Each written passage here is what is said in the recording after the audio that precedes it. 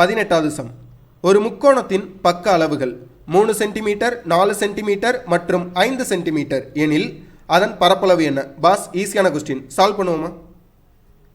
ஸ்கேலின் அசம பக்க முக்கோணம்ல இருந்து கேள்வி கேட்டிருக்காங்க. இது எப்படி நம்ம கண்டுபிடிச்சோம்? ஒரு முக்கோணத்தோட ஒவ்வொரு பக்கமும் ஒவ்வொரு அளவுகளில் இருந்துச்சு அப்படின்னா அது அசம பக்க முக்கோணம். கொஸ்டினை பாருங்க, 3 சென்டிமீட்டர் 4 சென்டிமீட்டர் 5 சென்டிமீட்டர். அப்போ ஒரு முக்கோணத்தோட ஒவ்வொரு பக்கமும் ஒவ்வொரு அளவில் இருக்கனால இது ஸ்கேலின் அசம பக்க முக்கோணம்.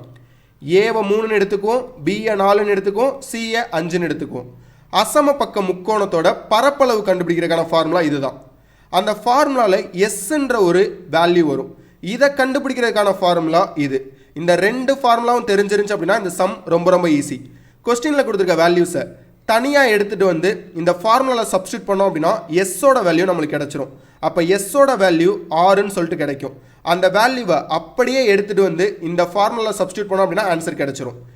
ஏ இஸ் ஈக்குவல் டு எஸ்ஸுக்கு பதிலாக 6, S minus A, 6 minus 3, 6 minus 4, 6 minus 5ன்னு இருக்கும்.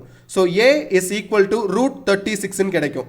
ரூட்டை எடுத்துட்டோம் அப்படின்னா ஏ இஸ் ஈக்குவல் டு 6ன்னு கிடைக்கும். அப்போ இந்த சம்முக்கான பரப்பளவு ஏரியா 6 சென்டிமீட்டர் ஸ்கொயர். சரியான பதில் ஆப்ஷன் பி.